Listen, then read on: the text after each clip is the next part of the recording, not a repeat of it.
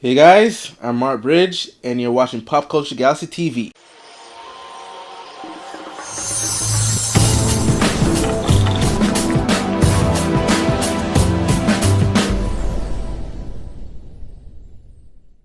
Starting off with a bit of TV news today, as opposed to all my other episodes where I started off with film news. Fox is nearing a deal with Marvel to produce a X-Men television show. They've announced this a long time ago that they wanted to bring X-Men to the TV universe, but they had to negotiate with Marvel because, as of now, Fox only has the film rights, television rights, and comic books rights, and every other rights still retained with Marvel. So they have to go to the gatekeepers in order to get this ball rolling. And Dana Walden, who's the Fox co-chairman, basically said today that they're nearing a deal, and they're hoping to get a series that will run long and not just a limited series like they've been doing recently, like with 24. And I think they recently said they're gonna bring back Prison Break. Even though I didn't watch that show, but they're bringing that back. Maybe for a limited run, I'm not quite sure. But X-Men, they want to go the long haul with this television show. Now, if they get this done, actually, apart from the obvious amount of special effects that will be needed to get all their powers on full display, it actually is suited for television. If they're willing to shell out the budget for this and make it look good, and you have a potential for great stories, more than the movies ever did, right? Now, will it tie into the movie universe? We don't know. Like, maybe they'll make it a separate thing and say, hey, this exists here and the movies exist over there, or they'll probably try to tie it in. Now, with Apocalypse coming out, a lot of changes have occurred. They're going back to when Cyclops and Jean Grey were younger. Will it still be in that era? Will it be in present day and have like older Jean, older Scott? And who knows? I mean, Famke Janssen is her name, who played Jean Grey. She's not that big of a star. Hey, put her on television. James Marsden, he's not big of a star. Put him on television. They could be like the headmasters for the New Mutants. And you could bring some great stories from that New Mutants comic or the new X-Men comic. Have X-23 up in there. Have Armor up in there. Have Hellion up in there. Like, there's a bunch of characters. You can have Emma Frost. If Fox is playing fast and loose with their continuity, throw Emma Frost in there. Who cares, right? Who remembers those movies? I'm just saying, like, television is actually a great place for the X-Men series if they can get the budget.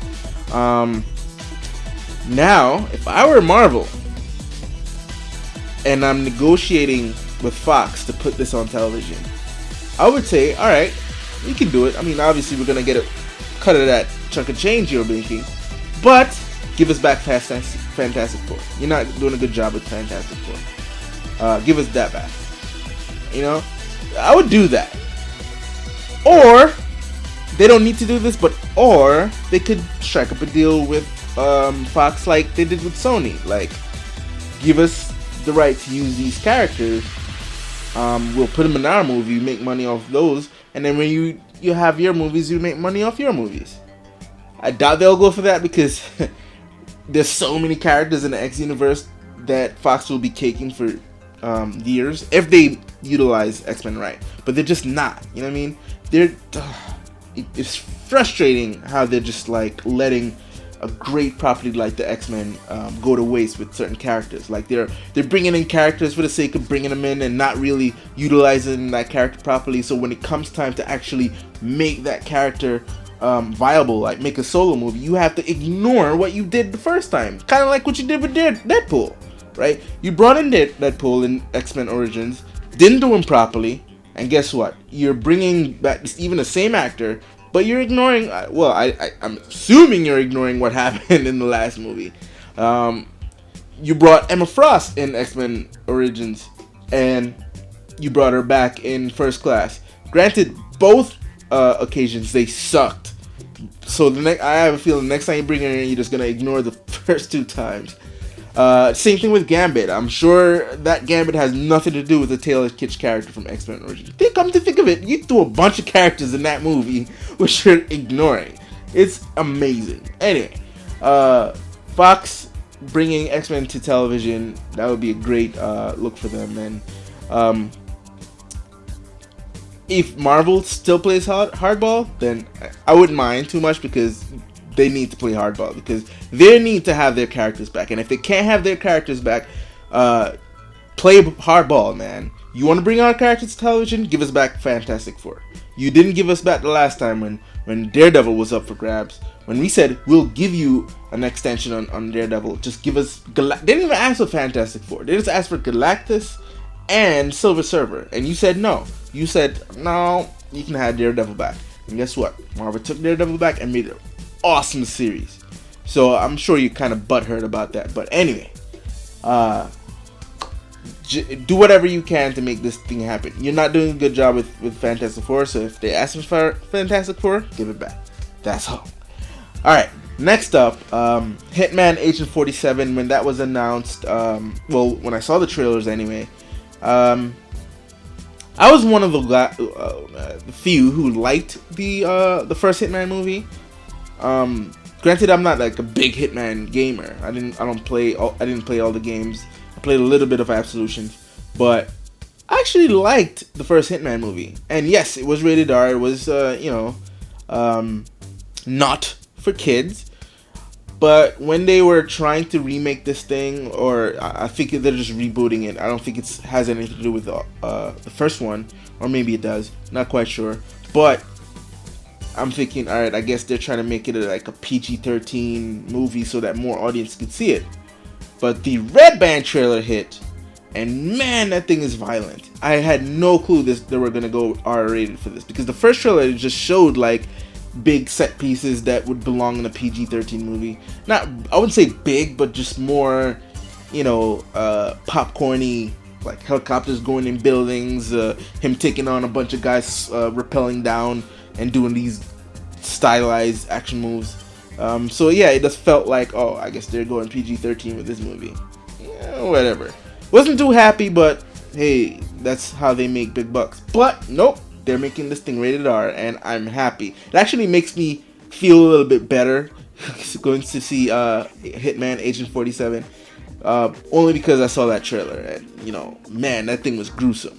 So I give him thumbs up for like embracing the R-ratedness of this franchise. Apart from their Fantastic Four, Fox, to me, it looks like they're saying, hey, let's do some big budget R-rated movies. Like, remember in the 90s, 80s and 90s when we used to do big budget R-rated movies? Let's do that again. I mean, granted, PG-13 movies are doing billions of dollars at the box office. But what about the cool R-rated movies? Let's bring them back. Deadpool, I'm sure, is going to do well. If it's as good as the trailer put it out to be. I know it's going to do well. This movie, I don't know how the story is, but you won me on the actions and the blood and stuff. So I'll see it. I'll see your movie. Granted, a lot of people probably won't see it, but hopefully it does well. So like, studios won't shy away from these cool R-rated badass movies of the past. Terminator 1 and 2. Those were R-rated movies, and those did well at the box office. Aliens, R-rated. Total Recall, first one, the original, R-rated. You know what I mean? We need to bring that back, man. Alright, finally, Steven Spielberg, he's directing Ready Player One, the Ernie Klein novel, Ready Player One. Now that movie has a release date. Alright, it's coming out December 15th, 2017. And I read that book, and that book was an excellent book. I couldn't put it down. It's a book about gamers, for gamers. It's like The Matrix, but it's like The Matrix meets World of Warcraft, pretty much. Like, where you have like a MMO that people log into in terms of they go into the virtual world, and like it just it's full of like 80s nostalgia. The DeLorean is in there, Voltron I think is in there, and Godzilla, Mecha Godzilla. So I don't know if Warner Brothers got the rights to put a lot of these other things in. I'm sure with Spielberg being behind it, some of the stuff like Back to the Future he produced, so I'm sure the DeLorean will be in it. But other properties, maybe they'll try to like, change stuff around that they couldn't get the rights to, or they probably got the rights to it. That would be great. I think I spoke about this a while back. I couldn't remember that. I am happy and unhappy that Spielberg is doing it. Happy because, come on, it's fucking Steven Spielberg. Of course he's gonna do a great job with this movie. But unhappy because he's notorious for changing a lot of stuff in the books. Like he'll just take the framework of what a book is about and then just go left field with it. Will he do it with this movie? Or does this story have enough there? He's like, nah, I can't change that. This is great. I need to put this in the movie. Hopefully it's the latter, and we'll get, if not close, if not a very close adaptation, but just enough in there to make me go, yes, that's Ready Player One. But I'm excited either way, and I can't wait for this movie to come out, and I'm there opening day. Alright, so that about wraps it for this episode of PopCulture Galaxy TV. As always, you can follow me on Twitter at Marky Tundra. Like this video, subscribe so you can get more videos like it, and visit popculturegalaxy.com for all the entertainment goodies. Also, like the Facebook page, facebook.com/popculturegalaxy. So until next time, folks, peace.